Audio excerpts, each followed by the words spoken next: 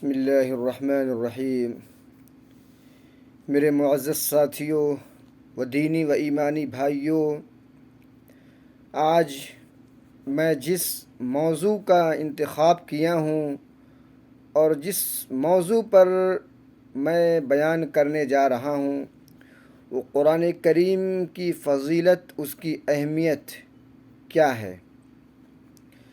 الحمدللہ رب العالمین والعاقبۃ للمتقین والصلاة والسلام علی سید المرسلین، اما بعد فقد قال اللہ تبارک وتعالی فی القرآن المجید والفرقان الحمید، فاعوذ باللہ من الشیطان الرجیم، بسم اللہ الرحمن الرحیم۔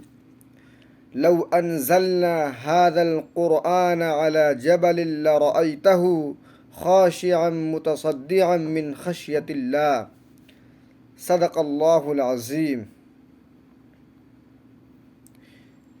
ابھی میں نے سورۃ الحشر کی ایک آیت پڑھی ہے جس کا ترجمہ یہ ہے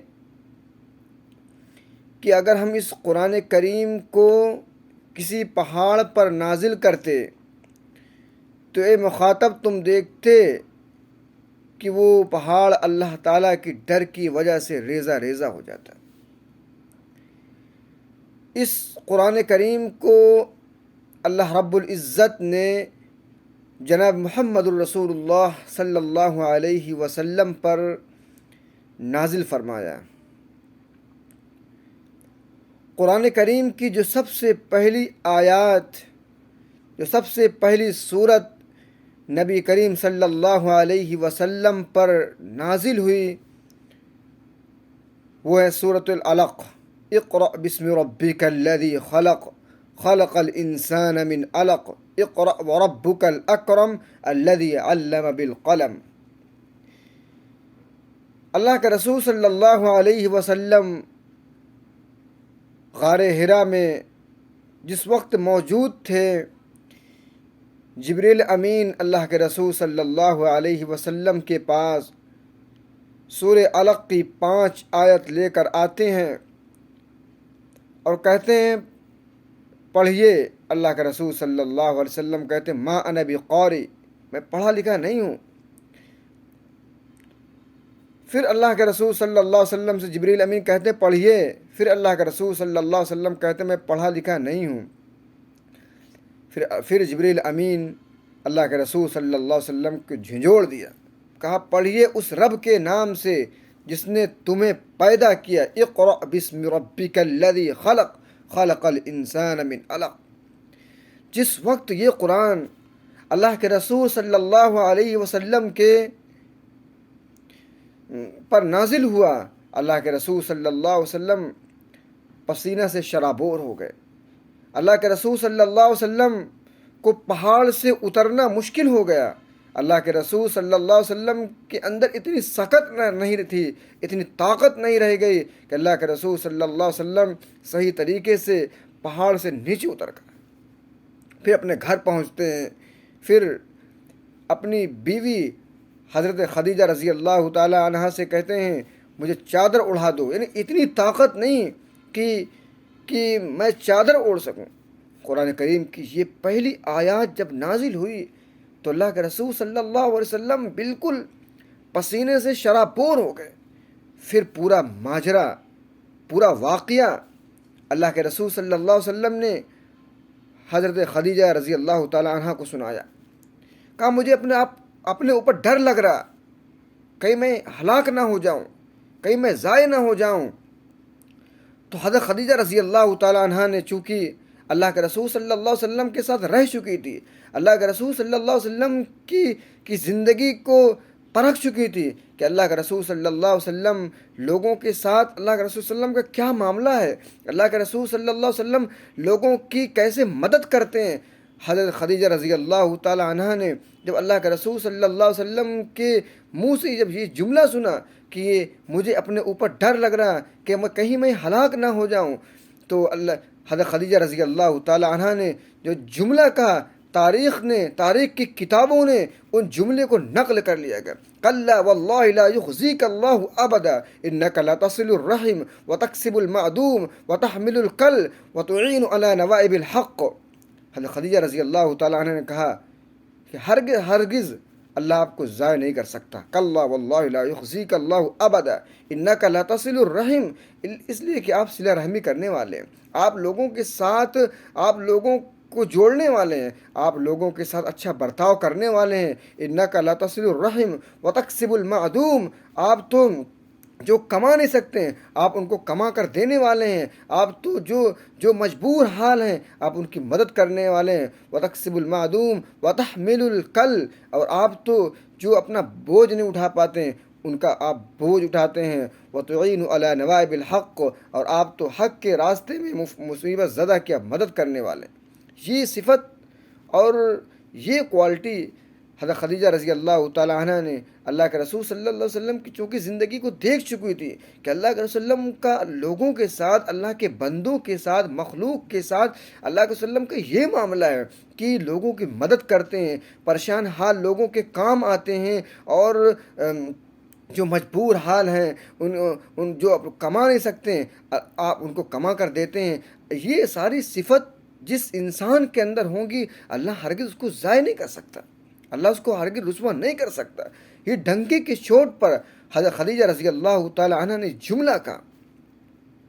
میرے معزز ساتھیوں، آج ہم اپنے گریبان کے اندر جھانک کر دیکھیں، اپنا جائزہ لیں، کیا ہمارے اندر یہ کوالٹی اور یہ صفت ہے؟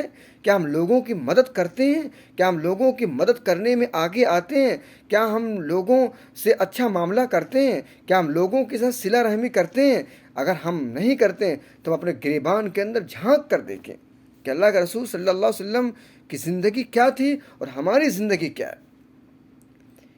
میں ذرا موضوع سے ہٹ کر بات کر رہا تھا، چونکہ میں جس ٹاپک پر اور جس موضوع پر خطاب کرنا تھا مجھے، وہ ہے قرآن کی فضیلت، اس کی اہمیت. قرآن کی فضیلت، اس کی اہمیت چونکہ آج ہمارے دلوں سے بالکل نکل چکی.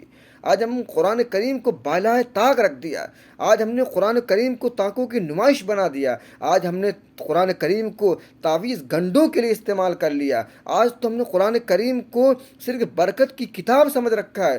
قرآن کریم، آج کتنے ایسے گھر ہیں جن کے گھروں میں قرآن کریم کا ایک نسخہ نہیں ملے گا، جن کے گھروں میں قرآن کریم کی تلاوت نہیں ہوتی ہوگی، نہ ان کے بچے پڑھتے ہوں گے، نہ ان کے ماں باپ پڑھتے ہوں گے. آخر وجہ کیا ہے؟ ہمارے پاس تو ہر چیز کے لیے ٹائم ہے، ہمارے پاس اخبارات پڑھنے کے لیے ٹائم ہے، ہمارے پاس ٹی وی چینل دیکھنے کے لیے فرصت ہے، ٹائم ہے، لیکن ٹائم نہیں ہے تو ہمارے پاس قرآن کریم پڑھنے کے لیے ٹائم نہیں ہے. کیوں؟ کیونکہ قرآن کی اہمیت کو ہم نے سمجھا نہیں ہے، قرآن کی فضیلت کو ہم نے سمجھا نہیں ہے. یہی وجہ ہے آج ہم قرآن کریم سے بالکل دور ہوتے جا رہے ہیں، بالکل دور ہوتے جا رہے ہیں. میرے عزیز ساتھیوں، قرآن کو پڑھیں، قرآن کو سمجھیں. قرآن ہم سے کیا کہہ رہا ہے؟ اللہ سبحانہ و تعالی ہم سے کیا کہنا چاہتے ہیں؟ پورا قرآن کریم میسج سے بھرا ہوا ہے. آج اگر ایک موبائل کے اندر ایک میسج آ جاتا ہے انگلش میں اور یا کسی اور لینگویج میں جس کو ہم پڑھنا نہیں جانتے، ہم سمجھنا نہیں جانتے، تو لوگوں کے پاس دوڑ کر جاتے ہیں، پوچھتے ہیں کہ آخر اس میسج کے اندر کیا لکھا ہے، اللہ تعالیٰ ہم سے کیا اس میسج میں کیا لکھا ہے، کیا کہنا چاہتے ہیں. ہم اس کو جب تک سمجھتے نہیں ہیں ہمیں چین و سکون نہیں آتا. لیکن قرآن کریم پورا میسج سے اللہ سبحانہ و تعالیٰ ہم سے کیا کہنا چاہتے ہیں، کیا ہم نے کبھی اس کو سمجھنے کی اور پڑھنے کی، کیا ہم نے اس پر غور کرنے کے لیے ہم نے کسی سے پوچھا؟ آخر کیوں؟ اس پر ہمیں غور کرنا چاہیے. میرے معزز ساتھیوں، یہی وہ قرآن تھا جنہوں نے لوگوں کو جھنجھوڑ کر رکھ دیا. یہی وہ قرآن تھا جو جس زمانے میں یہ قرآن کریم نازل ہوا اس وقت عرب کے اندر فصاحت کا، بلاغت کا، لسانیت کا دور تھا. ہر ہر انسان کو اپنی زبان پر، اپنی لینگویج پر ناز تھا، فخر تھا، تکبر تھا کہ ہم سے اچھی زبان کسی کی نہیں ہے۔ جس وقت یہ قرآن کریم نازل ہوا اس وقت اللہ کے رسول صلی اللہ علیہ وسلم کی زبانیں قرآن کریم کے ذریعے سے چیلنج کرایا گیا کہ وَإِن كُنتُم فِي رَيْبٍ مِّمَّا نَزَّلْنَا عَلَىٰ عَبْدِنَا فَأْتُوا بِسُورَةٍ مِّن مِّثْلِهِ وَادْعُوا شُهَدَاءَكُم مِّن دُونِ اللَّهِ إِن كُنتُم صَادِقِينَ۔ اگر تمہیں اس قرآن کریم میں شک ہے جو ہم نے اپنے بندے پر نازل کیا تو تم اس جیسی ایک آیت لا کر دکھا دو، اور تم اور اپنے تمام مددگار کو بلا لو، لیکن اس قرآن کریم کی ایک آیت بنا کر لا نہیں سکتے۔ سارے کے سارے لوگوں نے اپنے گھٹنے ٹیک دیے لیکن قرآن کریم کی آیت بنا کر دکھلا نہیں سکے۔ میرے معزز ساتھیوں، قرآن دستور ہے، قرآن قانون ہے، قرآن ہدایت نامہ ہے، قرآن بشارت ہے، قرآن سکینت ہے، قرآن اللہ کا بھیجا ہوا کلام ہے۔ قرآن کے ذریعے سے ہمارے دلوں کو تسکین ملتی ہے، قرآن کے ذریعے سے ہمارے دلوں کو سکون ملتا ہے۔ آخر ہم قرآن کو پڑھیں تو، قرآن کو سمجھیں تو، اپنے گھروں کے اندر یہ ایک قانون نافذ کریں، اپنے گھروں کے اندر ایک معمول بنائیں کہ ہمارے بچے، ہمارے بچیاں اس وقت ناشتہ نہیں کریں گی جب تک ہمارے گھروں کے اندر قرآن کریم کی تلاوت نہ ہو جائے۔ پھر دیکھیے ہمارے گھروں کے اندر کیسا انقلاب آتا ہے، ہمارے گھروں کے اندر اللہ تعالیٰ کی رحمتیں کیسے برستی ہیں، اللہ تعالیٰ ہمارے گھروں کے اندر برکتوں کا نزول کیسے ہوتا ہے، ہمارے گھروں کے اندر ہمارا گھر سکون کا ایک مسکن بن جائے گا۔ میرے عزیز ساتھیوں، ہم اس پر عمل کر کے تو دیکھیں۔ ہم تو قرآن کریم کو بالکل بھلا دیا ہے۔ ہمیں قرآن کریم کو نہ پڑھنے کی فرصت ہے نہ سمجھنے کی فرصت ہے، بس قرآن کو ایک ثانوی درجے کی چیز سمجھ رکھا ہے کہ قرآن کریم کو جس سے چاہے پڑھ لیں۔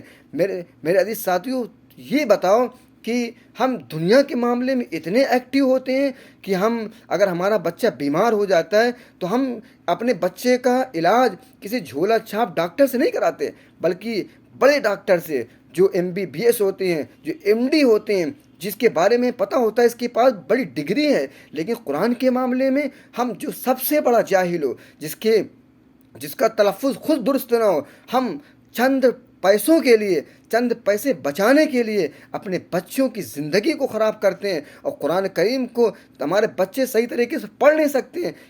کیونکہ ہم نے جنہوں نے قرآن کریم پر اپنی محنت کی ہے، جنہوں نے قرآن کریم کو سیکھا ہے، جنہوں نے قرآن کریم کو پڑھنے اپنا وقت لگایا ہے، ہم نے اپنے بچوں کو ان کے بجائے ہم نے غیروں سے قرآن کریم کو پڑھایا ہے۔ کیونکہ جنہوں نے اس قرآن کریم کو پڑھنے میں اپنا وقت صرف کیا ہے، کیونکہ ان کی فیس زیادہ ہے۔ آج ہم اپنے بچوں کو ایک بڑے سے بڑے کالج کے اندر، بڑی سے بڑی یونیورسٹی کے اندر، بڑے سے بڑے اسکول کے اندر اپنے بچوں کا داخلہ کراتے ہیں، ایڈمیشن کراتے ہیں، تو وہاں پر ہم کبھی یہ نہیں کہتے ہیں کہ آپ کی فیس اتنی ہے، اتنی کم کر لیں۔ لیکن قرآن کے معاملے میں اگر کسی مولوی صاحب، کسی قاری صاحب کی فیس تھوڑی سی زیادہ ہو جائے، 200 کے بجائے 300 ہو جائے، تو کہتے ہیں تھوڑا کم کر لو۔ یہ ہے آج ہمارے سماج اور سوسائٹی کے اندر یہ ماحول ہے۔ تو ہم قرآن کریم کو کیسے سمجھیں گے؟ قد جاءتکم موعظۃ من ربکم وشفاء لما فی الصدور، تمہارے پاس تمہارے رب کے جانب سے ایک نصیحت آ چکی ہے جس میں تمہارے دلوں کے لیے شفا ہے، تمہارے دلوں کے لیے شفا ہے۔ میرے عزیز ساتھیوں، خیرکم من تعلم القرآن وعلمہ، اللہ کے رسول صلی اللہ علیہ وسلم نے فرمایا تم میں بہترین شخص وہ ہے جو قرآن کریم کو سیکھے اور لوگوں کو سکھائے۔ یہی وہ قرآن تھا جس نے حضرت عمر رضی اللہ تعالی عنہ جیسے پتھر دل کو موم کر دیا۔ حضرت عمر رضی اللہ تعالی عنہ اسلام سے پہلے، اسلام کے جب سب سے بڑے دشمن تھے، اللہ کے رسول صلی اللہ علیہ وسلم کے قتل کے ارادے سے نکلتے ہیں، راستے میں حضرت نعیم سے ان کی ملاقات ہوتی ہے۔ حضرت عمر رضی اللہ تعالیٰ عنہ کا تیور دیکھ کر پوچھتے ہیں آپ کدھر جا رہے ہیں؟ تو کہتے ہیں نعوذ باللہ میں محمد صلی اللہ علیہ وسلم کے قتل کے ارادے سے نکلا۔ تو کہتے ہیں پہلے اپنے بہن اور بہنوئی کی خبر لو، تمہاری بہن حضرت فاطمہ اسلام میں داخل ہو چکی۔ تو ان کا رخ بدل جاتا ہے اور فوراً اپنے بہن حضرت فاطمہ کے گھر کی طرف پہنچتے ہیں اور کنڈی کھٹکھٹاتے ہیں۔ تو گھر کے اندر سے قرآن کریم کی تلاوت کی آواز آتی ہے، حضرت فاطمہ رضی اللہ تعالیٰ عنہ اس قرآن کریم کے نسخے کو چھپا دیتے ہیں۔ تو حضرت عمر پوچھتے ہیں آپ کیا پڑھ رہے تھے؟ تو نہیں بتایا۔ تو حضرت عمر کو غصہ آیا اور اپنی بہن کو اتنا مارا کہ خون سے لہو لہان ہو گئے۔ لیکن حضرت عمر رضی اللہ تعالیٰ عنہ تھوڑی دیر کے لیے سہم گئے اور سوچنے پر مجبور ہو گئے کہ وہ قرآن تھا جو ان کے دلوں کے اندر اتر چکا تھا۔ کہا وہ قرآن کا نسخہ لائیے جو آپ پڑھ رہے تھے۔ تو فاطمہ نے کہا پہلے آپ غسل کیجئے، پہلے آپ پاکی حاصل کیجئے، پھر اس قرآن کریم کے نسخے کو چھوجئے۔ جب حضرت عمر نے غسل کیا اور پاکی حاصل کی، اس کے بعد حضرت فاطمہ نے اس نسخے کو لا کر اپنے بھائی کے پاس پیش کیا۔ سورہ طٰہٰ کی وہ آیات تھی جن کو حضرت عمر نے جب پڑھا تو فوراً اسلام لانے پر مجبور ہو گئے۔ حضرت ابوبکر صدیق رضی اللہ تعالیٰ عنہ کے بارے میں آتا ہے جب قرآن کریم کی تلاوت کرتے بلند آواز سے باہر تک آواز جاتی تو مشرکین مکہ کہتے حضرت ابوبکر صدیق سے کہ قرآن کریم کی آیات کو تھوڑا دھیرے پڑھیے، کہیں ہمارے بچوں کے کانوں میں آواز نہ آ جائے کہ وہ بھی اسلام لانے پر مجبور ہو جائے۔ یہ قرآن کے اندر ایک تاثیر تھی۔ آج ہم نے اس قرآن کریم کو بالائے طاق رکھ دی۔ میرے عزیز ساتھیوں، قرآن کو پڑھیں، قرآن کو اپنی زندگی کا ایک نصب العین بنا لیں، قرآن کو اپنا ایک معمول بنا لیں کہ ہمیں قرآن کریم کی روز ڈیلی تلاوت کرنی ہے، چاہے ایک آیت چاہے دو آیت۔ پھر دیکھیے تمہارے دلوں میں کس طرح تمہارے زندگی کے اندر کیسا انقلاب آئے گا، تمہیں سکون ملے گا، ایک چین ملے گی، ایک راحت والی زندگی ملے گی۔ وآخر دعوانا الحمدللہ۔